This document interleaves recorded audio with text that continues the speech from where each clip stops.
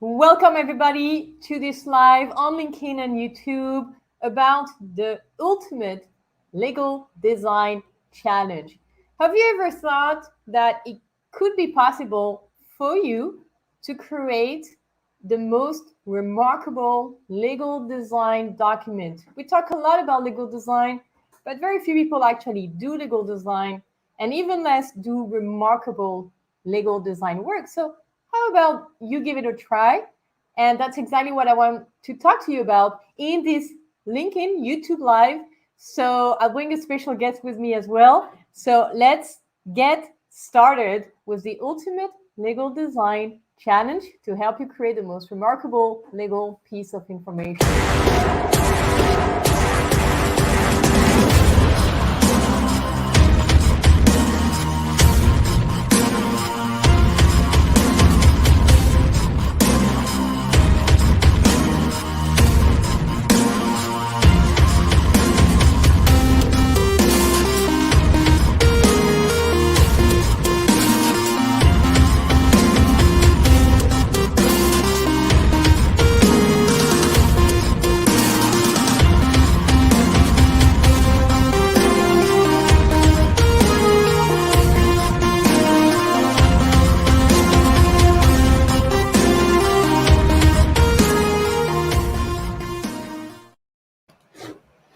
That was a little intro, a little jingle to announce that we are starting today the new Lego Design Challenge. At Lego Creatives, we are teaching you everything you need to know in order to create better outcomes for your customers using legal design as an innovative methodology.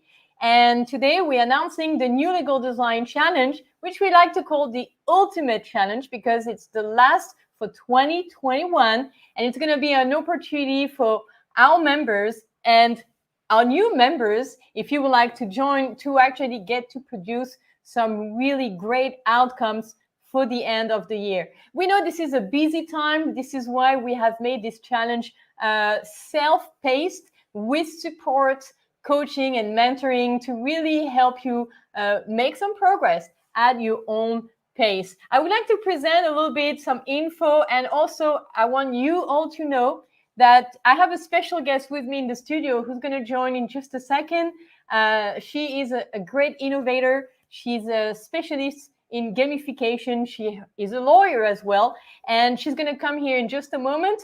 And this is especially relevant for those of you from Brazil who are listening and following me, because she's a Brazilian, and so she's going to be able to interact with you in your beautiful language in just a moment. But before we start, before I show you the slides and I bring this guest, I would like to ask you to do me a small favor. Just tell me in the chat where in the world you are tuning in from, and also tell me if you've already done legal design, if you're already on this journey, or if maybe you're just getting started or you don't even know what it is. It would be super, super nice for you to interact since we are live.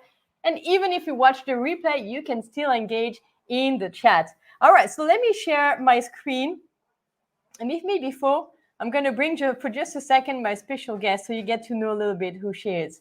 All right, so let's bring Olivia Boretti to the front. Hola, hi, Olivia. Olá, pessoal, tudo bem? Hi, Tessa. Thank you very much for this amazing invite in the middle of the day. It's a spontaneous live because we just announced this challenge. So, Olivia, você quer falar pouco em português? Tá tudo ok? Você quer falar em inglês? Tudo ok também? Tell us a little bit about who you are and what you do. Certo, vamos lá, vou falar um pouco em português. Pessoal, tudo bem? Meu nome é Olivia, eu moro em Cuiabá, Mato Grosso, bem no meio do Brasil. Eu sou advogada e trabalho com inovação jurídica há um tempinho, trabalho com facilitação de inovação e estou adorando essa jornada aqui na Legal Creatives, principalmente na Legal Creatives BR, pensando no Brasil, pensando nessa nossa comunidade brasileira de Legal Creatives. Muito feliz de estar por aqui. Thanks, Olivia, for being here. Olivia is a lawyer innovator in the center of Brazil and has been doing incredible work in terms of innovation sprints legal design, visual law, and so much more. So let's talk a little bit about the challenge, which I think is the most important news we have to announce today to all of our members, all of our community members, everyone who's watching the Ultimate Legal Design Challenge, how to create a beautiful, engaging template tested with your users in less than 12 weeks. This is the proposal. This is the promise we make. We know that in less than 12 weeks, you can create something remarkable. Why something remarkable? Because, well, unfortunately, people only get to talk about things that are really outstanding. If your work is just average, it's not gonna be enough for you to gain the traction you want. So you need to be able to learn how to do legal design very professionally. And you're in the right place, because at Legal Creatives, we have created this amazing platform where you can learn so much in terms of the methodologies, the skills, the techniques, the mindsets for legal design and innovation, and do that with other lawyers from everywhere around the world. At Legal Creatives, we like to say that we challenge the status quo. We want to break down the silos, and this is why we promote collaboration to really change the paradigm and encourage collaboration.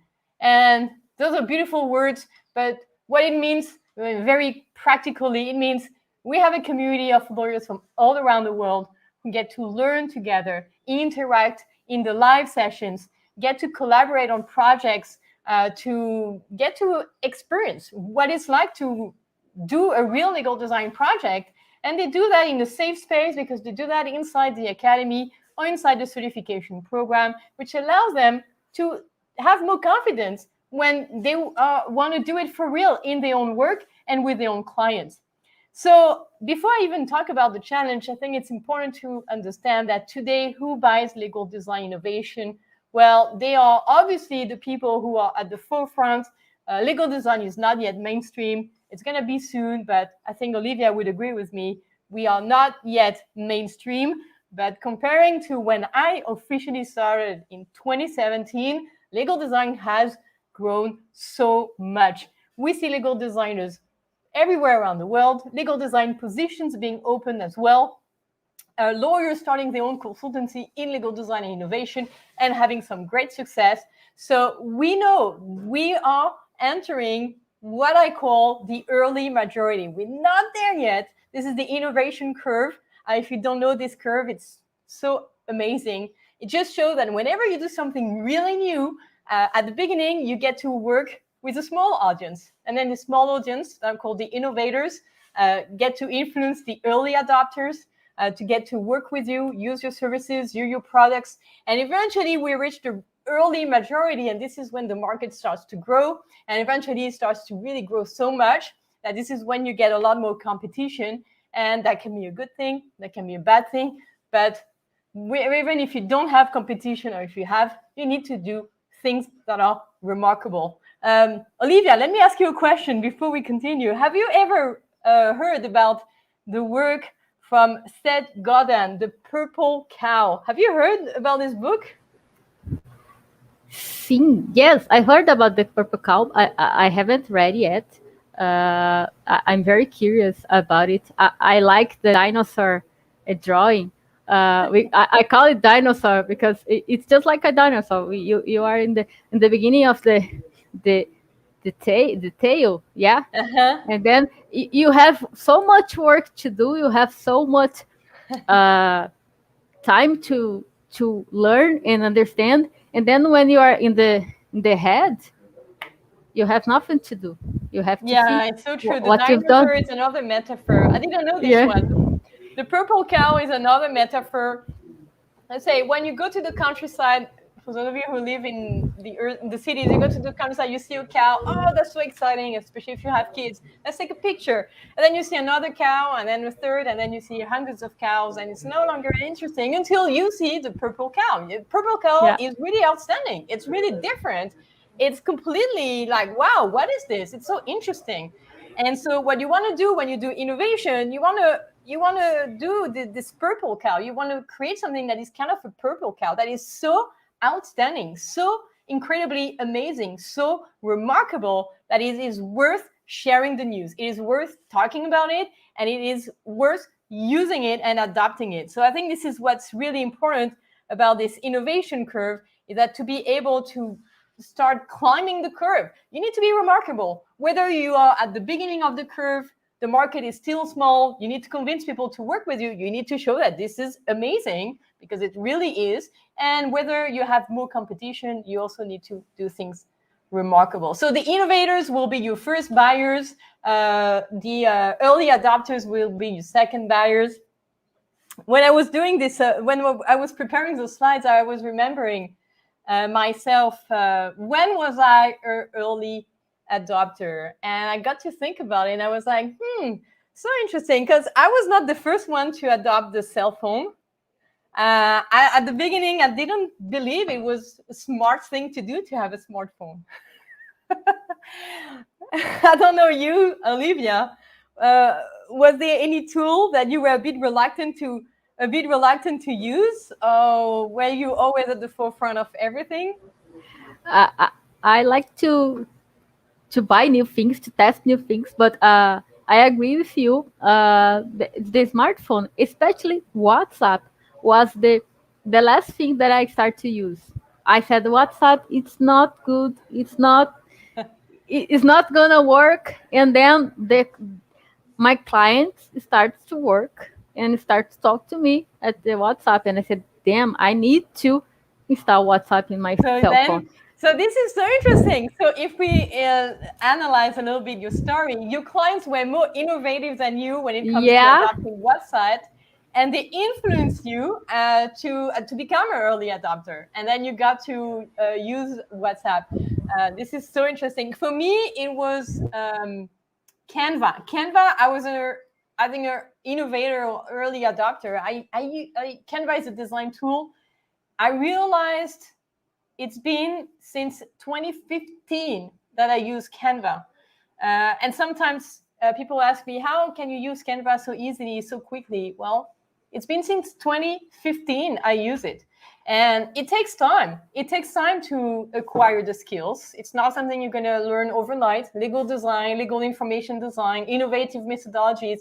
It's not something you're going to learn overnight, but at least if you get started, then you get closer to your objectives, right?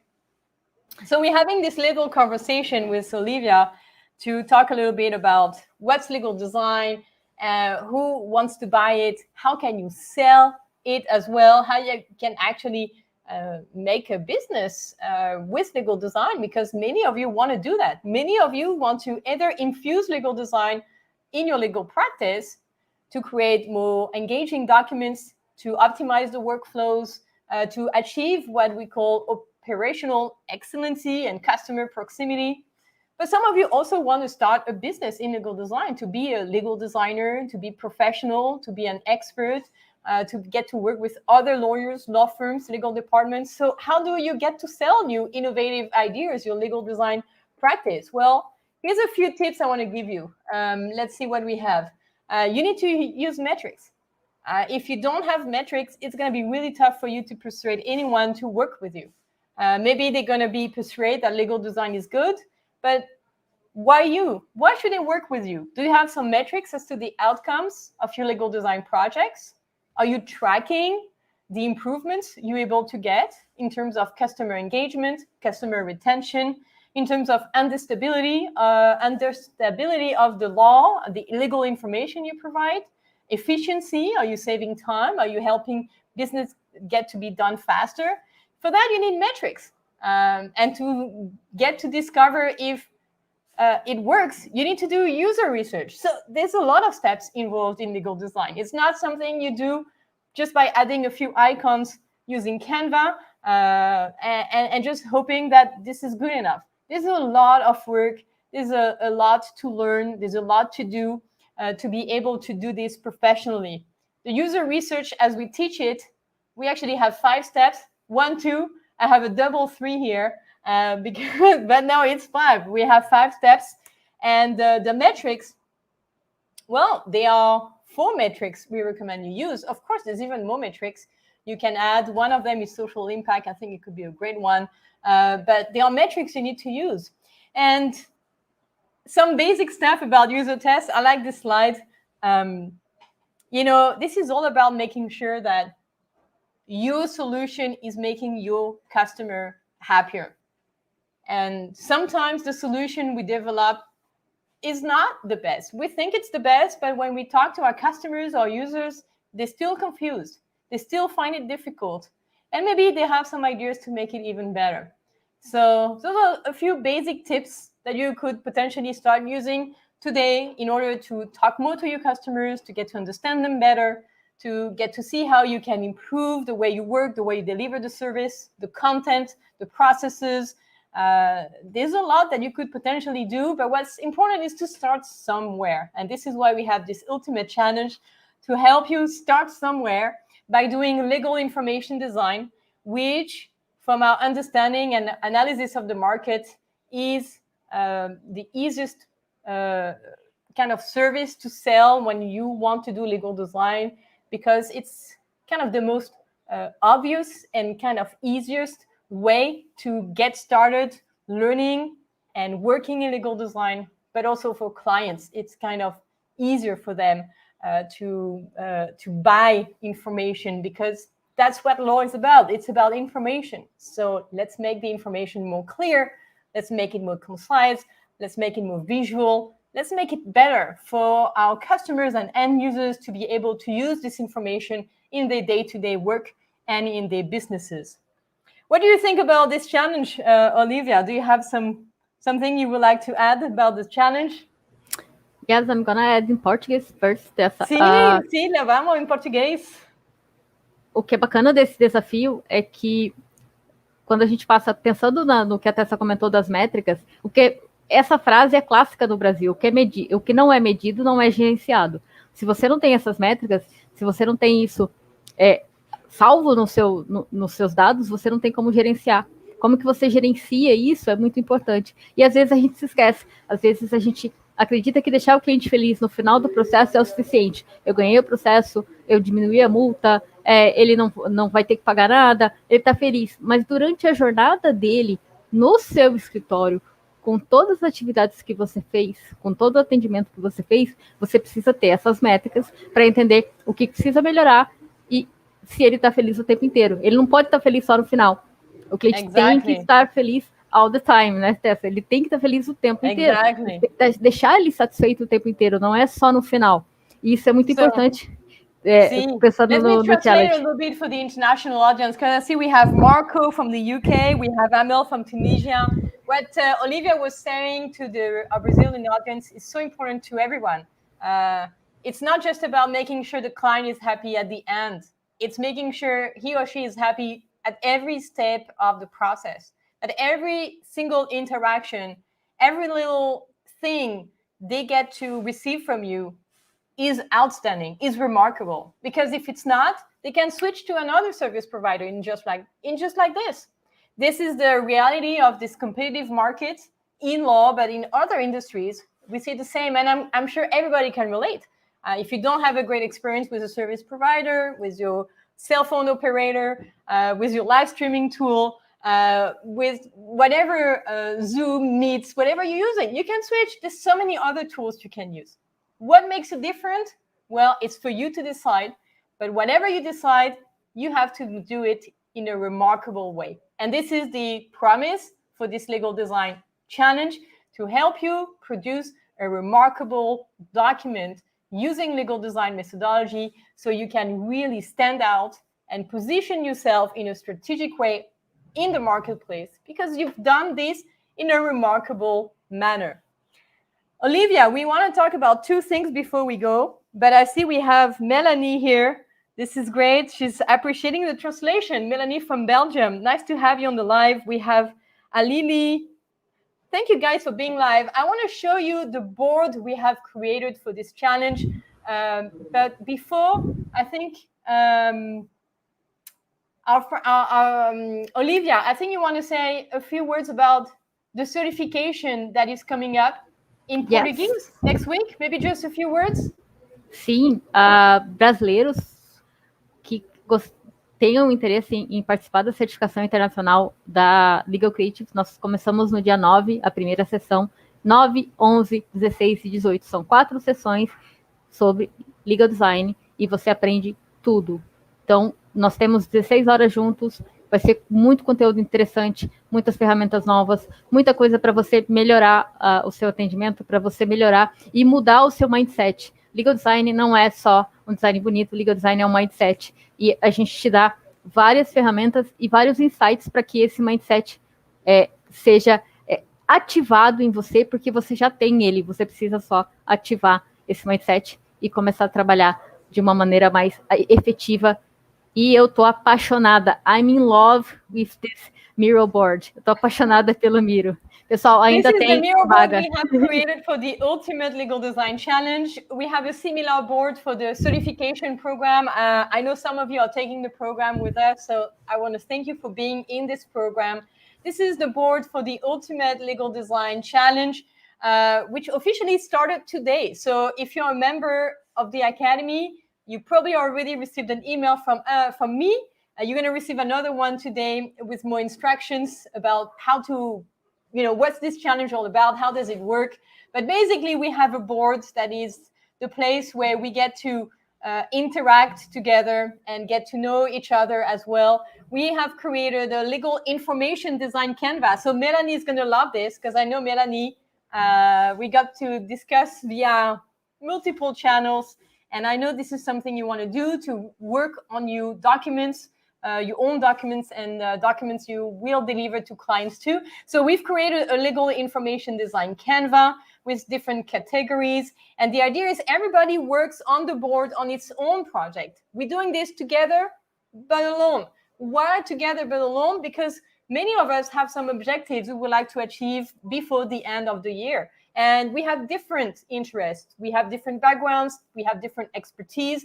So the idea was to allow everybody to work on a topic that really interests you. So you can get to work on your contracts. You can get to work on your privacy policy. If you want, you can get to work on your website. You could even use this challenge to work on your social media because it's all about information. And so social media is about information. Your website is about communicating who you are, what you do. And of course, all of the legal docs is a lot of information. So you can use the board to get to work and collaborate with others, getting some ideas, giving some feedback, sharing experiences, finding some new ideas. And as a support, we have a community hub that allows everybody to get to share a little bit, to get to learn each other, to get to connect, make some conversations. This is the power of the community. It's not just about us teaching you, telling you what to do. It's you taking your own space and interacting with each other, having great conversations, sharing opportunities, asking for feedback, getting to do some collaboration. So we encourage you to really take ownership of this virtual community hub we have created for you. And yeah, this is all I wanted to share. The challenge is happening inside the Academy. So if you are an Academy member, great news for you. You can join. We accept you for the challenge, and we're going to take care of you throughout each of the steps. Personally, I'm super excited for this challenge. It's something I've been wanting to do for a long time, and I really want you to create something remarkable because I know this is the only way to survive and to thrive, to be so good that they can't ignore you. This is a philosophy I have applied in my life, in my work with Legal Creatives. Every single day, I always strive for the best. It is for me a necessity. It is something that I value a lot. It is not always easy, but at the end, it is extremely rewarding. So this is what I want for you, and I want to personally help you as your legal design coach and certified high performance coach as well. So watch out for my little coaching there. Olivia, thank you so much for being there. Last words of wisdom before we go. Thank you, Tessa. Para o pessoal português, se vocês quiserem fazer parte do challenge também, sejam bem-vindos. A gente tem tradução também e tem times para montar com a língua portuguesa, então sejam todos bem-vindos para fazer o challenge também. Não se sintam envergonhados, pelo contrário, venham aprender e venham para a comunidade, pessoal. A comunidade é um ambiente sensacional e a gente está criando alguns produtos especiais para a comunidade brasileira. Logo mais a gente anuncia nas nossas mídias sociais. Thank you, Tessa. See you later. Thank you, everybody. Thanks to everybody who was live. It's Destiny Melody, so let's make it amazing. Thank you, everybody, and let's finish with a little jingle to stay, keep you inspired. If you need anything, just contact us. It will be a pleasure to help.